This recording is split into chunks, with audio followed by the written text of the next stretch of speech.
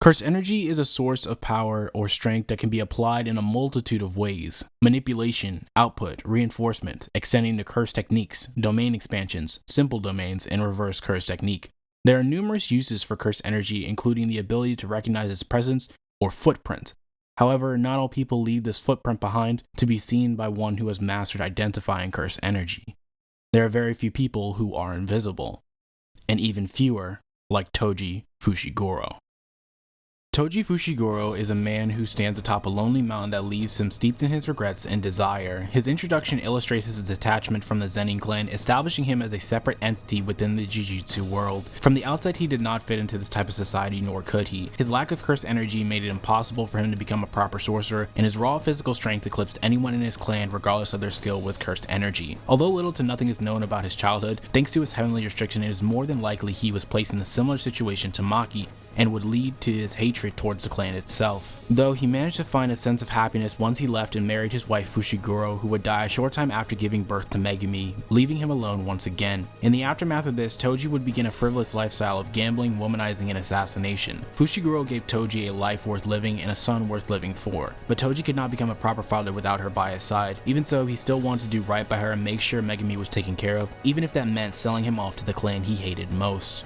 While Toji could not thrive there, his son at least had a chance to do so and reach his full potential. In his own mind, this is the best outcome for both of them. Toji could not act as a proper father that could teach his son how to use cursed energy, nor show the same heart he lost once his wife passed. All he could do was try and swallow any semblance of care he held for Megumi and continue his selfish life. Until he met Satoru Gojo.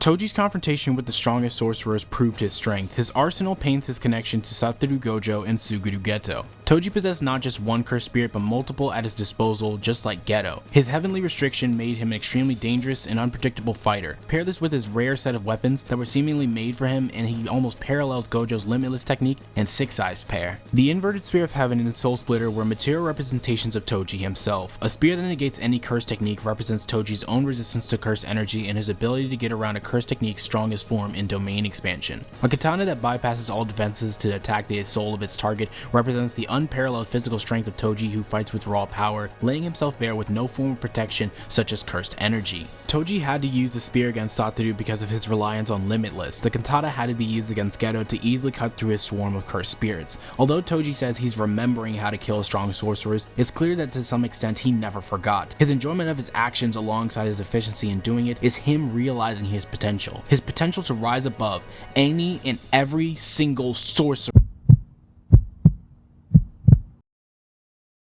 Toji's final battle against Gojo was a mutual exchange of growth for both characters. Gojo is able to reach a new level of power, and Toji is able to finally do something for his son. He tried to live a life without the thought or memory of his child, but he could not, and caved to the feelings he dismissed for such a long time. He wanted Gojo to protect his son. Not being able to say it directly, he words it differently. If he was not able to give Megumi anything in his life, he might as well at least give him something in death.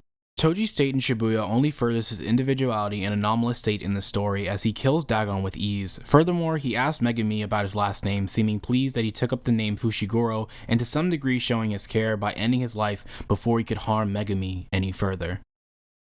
Toji Fushiguro is a man who broke away from Jujutsu society to become his own wild card within it. He's a character that seemingly never had a moment of genuine happiness in his life except for when he was with his late wife. Those joyous memories would eventually bring him pain, which led to his life as a womanizer and killer. Toji is a character poisoned by self-indulgence and scarred by tragedy. A man who never had cursed energy. An invisible man as a result of that, then would eventually become nothing more than a ghost.